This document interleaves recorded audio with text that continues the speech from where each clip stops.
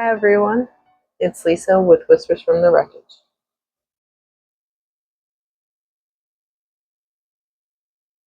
On today's episode, we're going to pick up um, and go through pretty much, I think we could get through the rest of my high school career and then even more.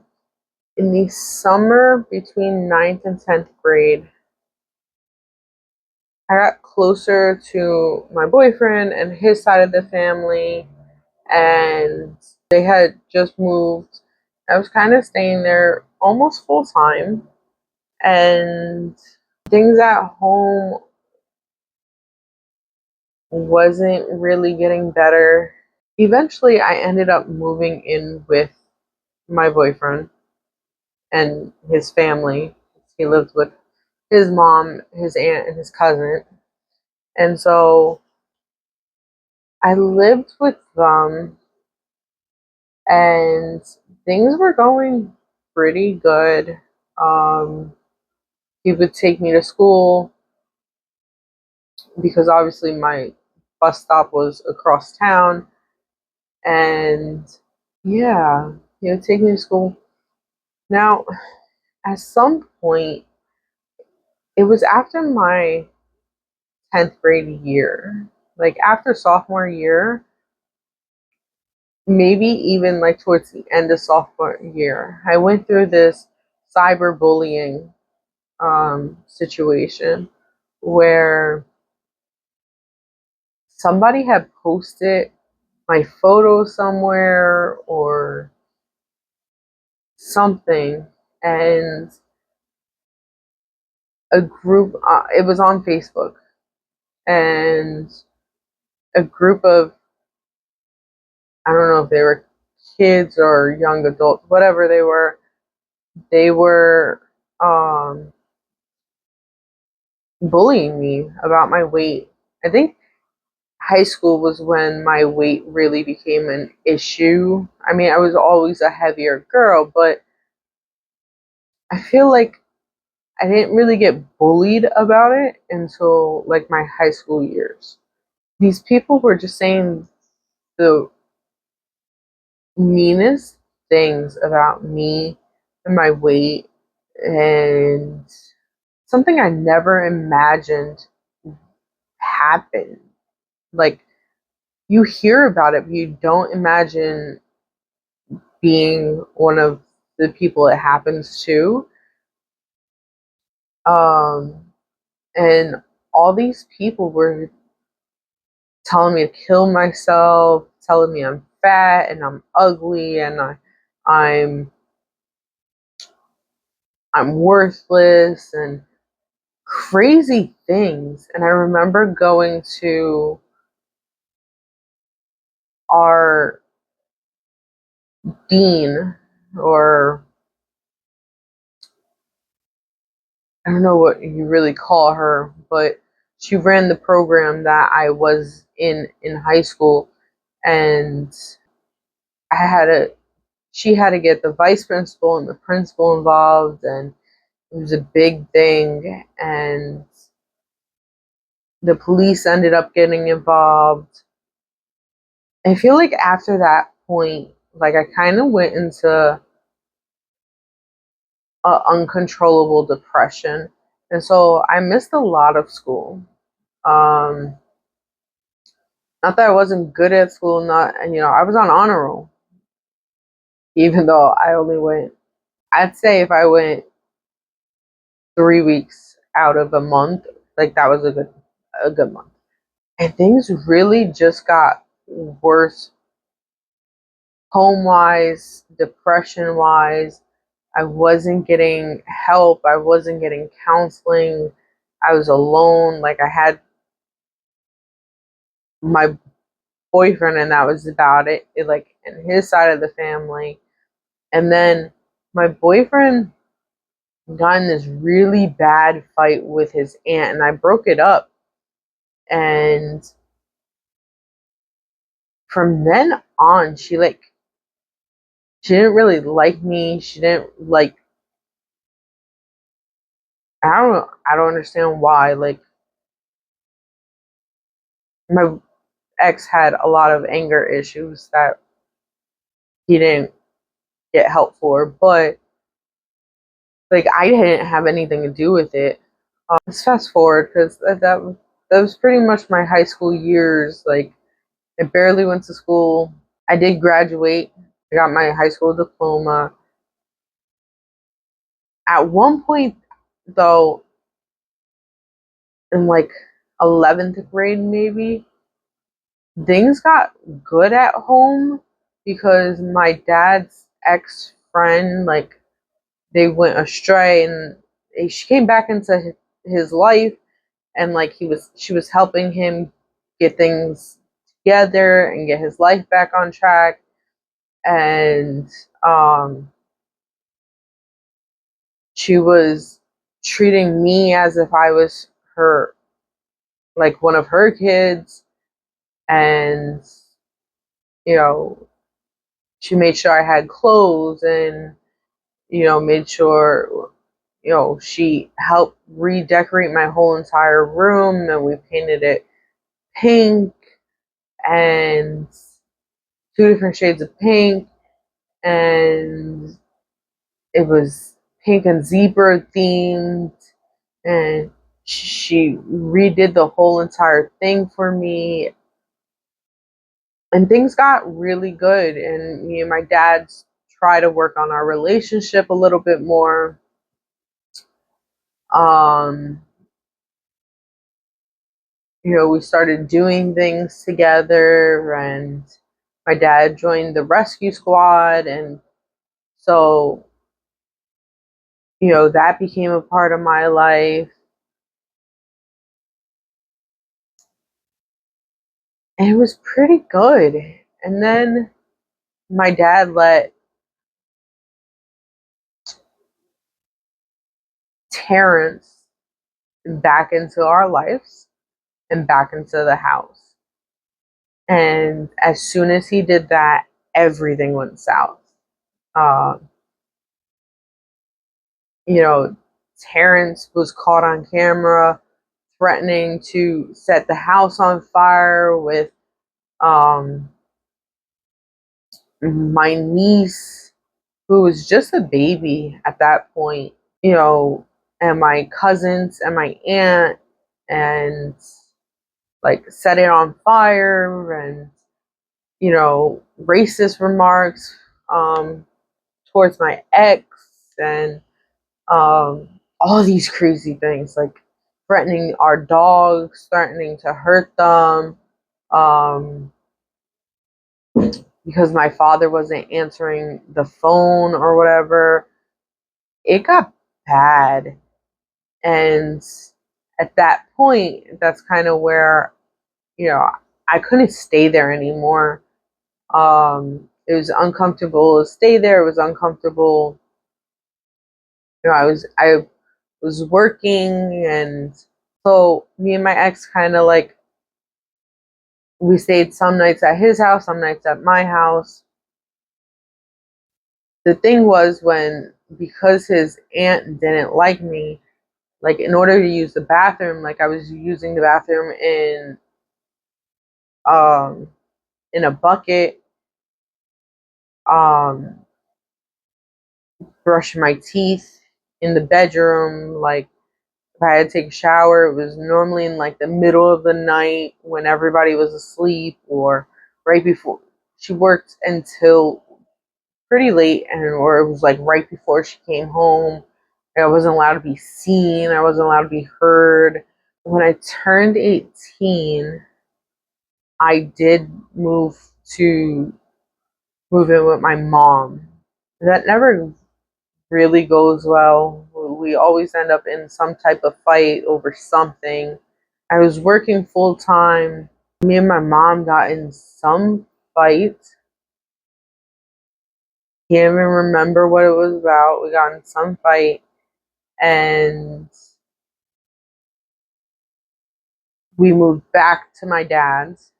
So much happened. I'm just like trying to. Terrence wasn't working. Like he just kind of gave up on life. Anytime my dad would try to kick him out, he would write a suicide letter, and you know, and that would rope, us back in, and because we don't want to see anybody die, and it was just kind of tiring. Anyways, that was school, and pretty much all the abuse as a child that I've gone through, all the abuse as a child that I went through.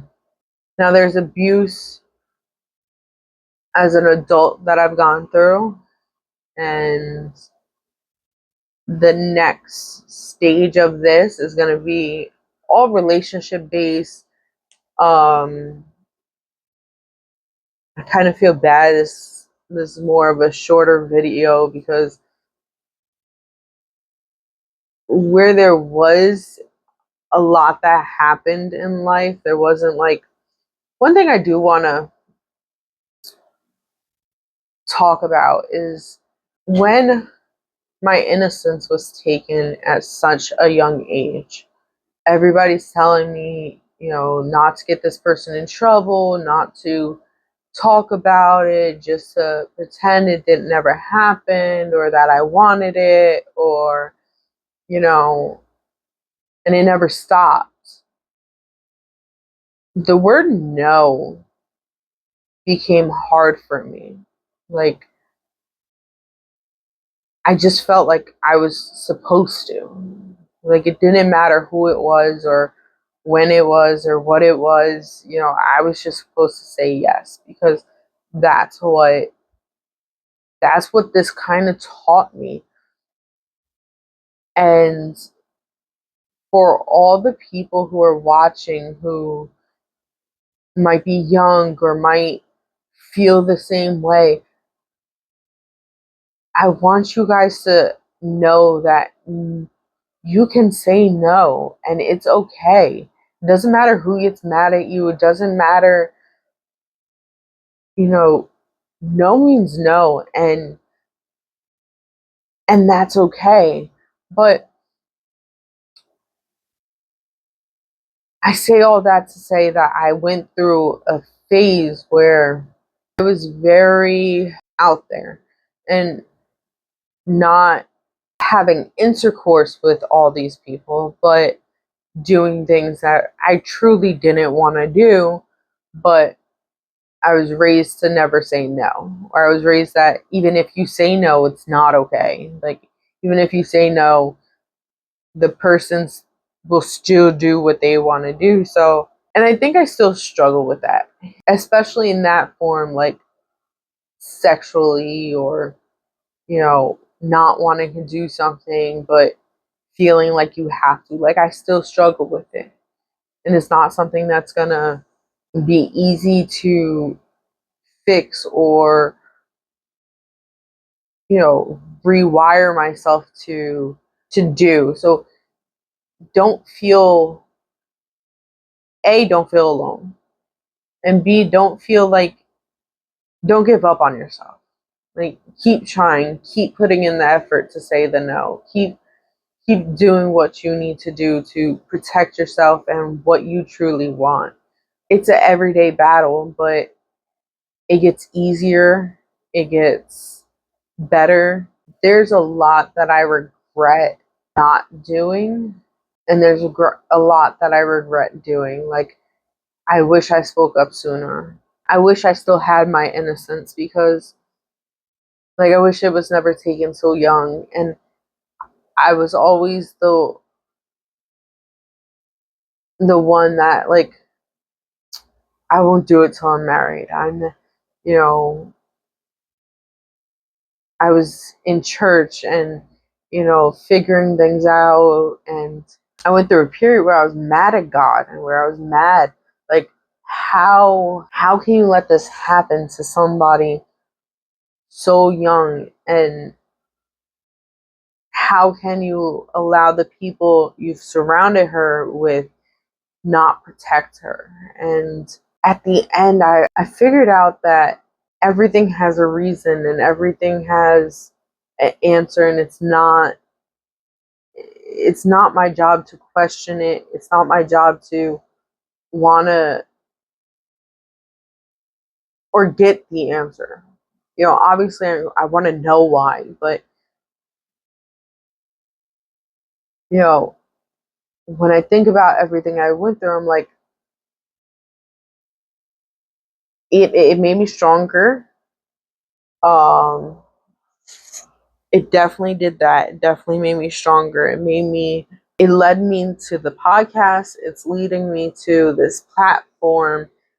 Um, it's leading me to empower others and feel empowered myself. But I did question it for a while, and I believe that if it never happened to me, then there's a lot of other things that I wouldn't have done. But I don't play the what if game at all. I live my life where everything has a reason. There's a reason why this happened. There's a reason why that happened. There's a reason why, you know, your car broke down or you got a flat tire. You know, maybe you would have been in a bad car accident if you didn't, or maybe, there's always a reason on why. It's just up to you to trust and believe that things will get better. And sometimes you do have to take that stand and stand up for yourself. And from somebody who did twice, it's not easy. It's not easy at all. But I want you to feel empowered, especially with this podcast, to take this as like you're not alone. Like, understand that, like, you're not alone. Feel free to reach out to me. Feel free to join the Discord. And so I think I'm gonna leave it there. This will be a short episode just because I don't want to get too much into my relationships, because I do want the next part to be about my relationships plus my age. Um, like, continuing through the years, but it's gonna focus more on like my relationships. I'm not really gonna focus on, well, I was this age and I was this age. That was very important for this section and the child abuse, but it's not very important for the future part. So I'm gonna get right into our last game, or not our last segment.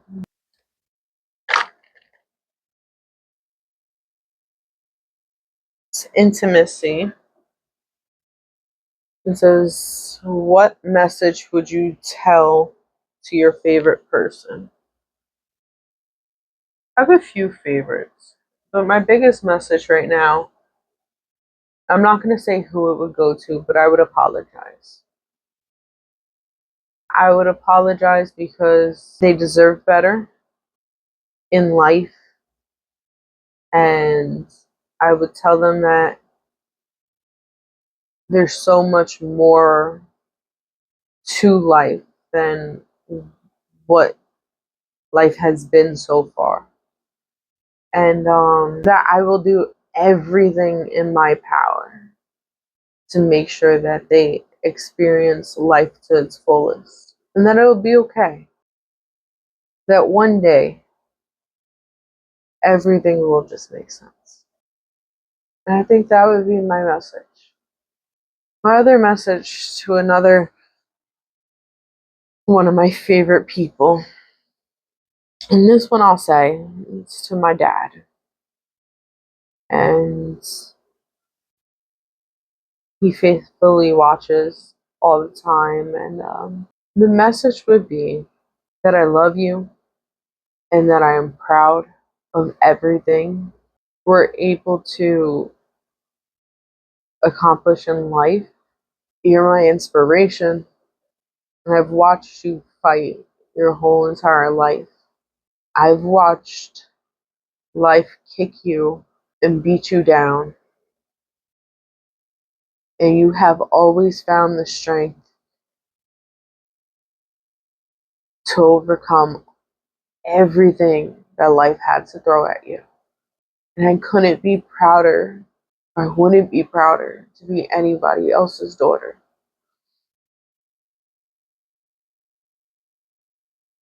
And I know I'm not angry with you. I want you to know I'm not angry with you. I'm not angry with how things were handled during my childhood, because I know you did the best you could. And life wasn't all bad.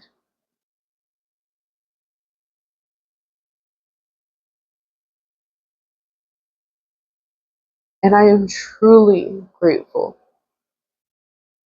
that you did make the decision to want kids that weren't your own, and you chose to adopt me. And I hope I make you proud. I'm gonna stop there because I'm gonna cry. Oh God. Alright. Thank you for watching, everybody. Until next time.